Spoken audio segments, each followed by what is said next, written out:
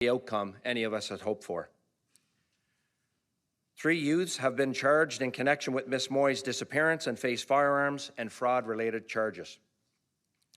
Our investigators are looking for any witnesses, dash cam or CCTV video of a vehicle of interest in this crime, a white 2019 Mercedes-Benz Sprinter cargo van. We believe Ms. Moy was transported in this vehicle and are asking anyone who may have seen it in the area of 3821 Vandorf Side Road in the town of Whitchurch-Stouffville, on or in the area of Avro Arrow Road and Highway 400 in Perry Sound between August 9th and August 12th to please contact our investigators. We believe Ms. Moy was targeted, and our homicide unit will continue the investigation until we find the individuals responsible for her death. We continue to appeal for any witnesses and ask for anyone with information to please contact our investigative team. I'd like to take this opportunity to thank everyone who assisted in the search for Ms. Moy, including her family, friends, the community, and the media. I'd also like to thank the OPP for their work in this investigation and the outstanding work of our investigators in the Homicide Major Case Management Unit. I'd also like to personally extend my heartfelt condolences to the family and friends of Ms. Moy. The family have asked the community to please respect their privacy during this difficult time, and I asked that you please honor that request. I have with me today Inspector Paulo Fiore and Detective Sergeant Dave Gill from our homicide unit, and we can take any questions you might have at this time. Hi, I'm Mosley from the Star. Can you tell us a bit more about the charges these youth are facing? And you had mentioned that you're still looking for the individuals responsible for their deaths. So is it believed these youth assisted but were not actually directly involved in the homicide? Can you just elaborate a bit on that? Yeah, I'll have the investigators take that. Thank you. Yes, so York Regional Police Homicide Unit have arrested and charged 3 young offenders. One of the young offender has been charged with 3 counts of fraud. Another young offender has been charged with 1 count of fraud and multiple breach of court orders. And a third young offender has been charged with multiple counts of fraud, firearm-related offenses. All 3 young offenders are persons of interest in this homicide investigation, but their exact involvement as to what they did or what they had to do with this investigation and with the disappearance of Ms. Moy is being investigated.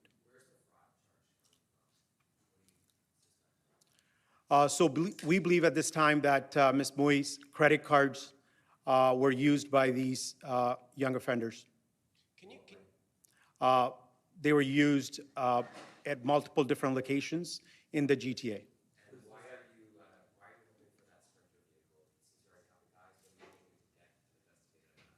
So what we're asking the public is for any dash cam or any CCTV image of the Sprinter van, as we believe Ms. Moy was transported in the Sprinter van from the Vandorf address to the area of Avro Arrow Road and Highway 400 in Perry Sound. Can you speak to the importance of the Vandorf address? You spent a lot of time and resources at that location. Can you give us any information on that?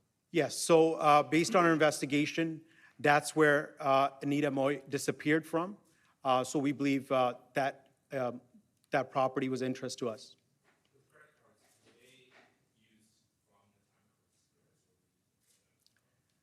What we believe is they were used after her disappearance.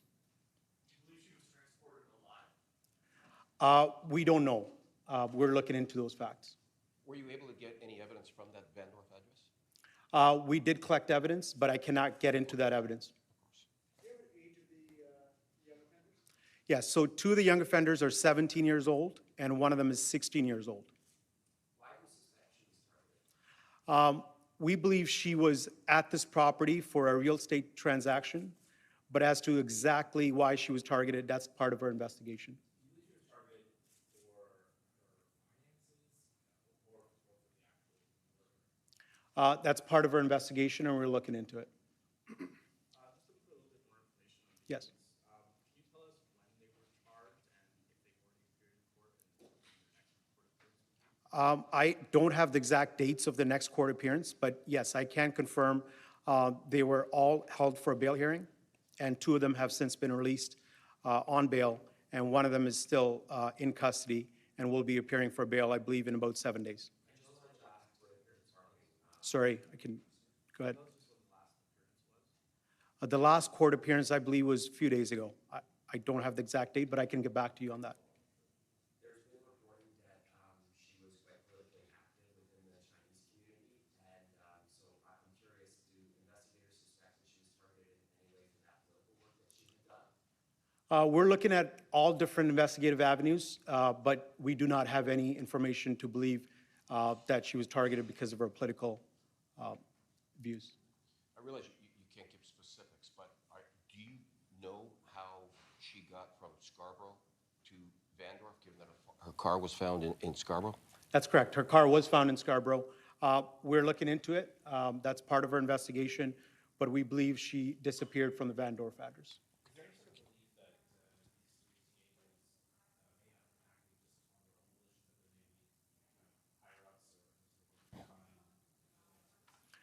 That is still part of our investigation, and if other persons of interest or suspects are identified, we'll pursue those avenues. But at this time, those are the only 3 individuals charged. Just last month, another Markham woman around the same age went missing, Yin Zhang. The circumstances sound very similar, especially with the fact that the body was also found north of the city as well in that case too. Okay. Are you linking those 2 cases, those investigations?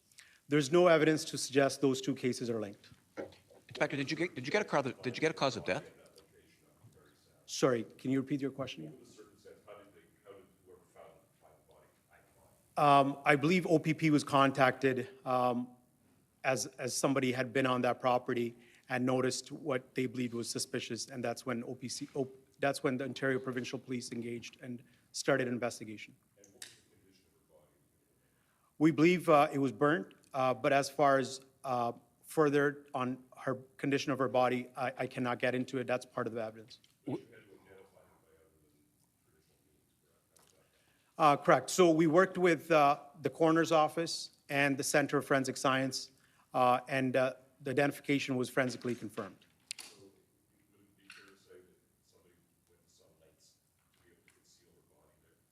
That is part of the investigation, but we're looking at all those different avenues. Were you able to get a cause of death, Inspector? No, at this point, we're still working with the coroner's office. Okay.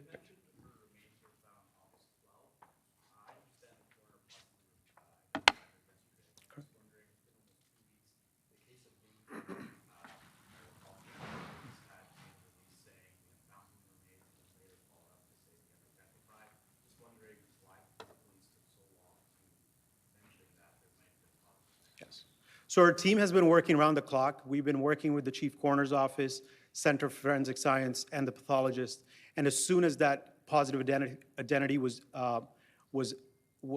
notified, as soon as we were notified, we held this conference. You mentioned the body was burned.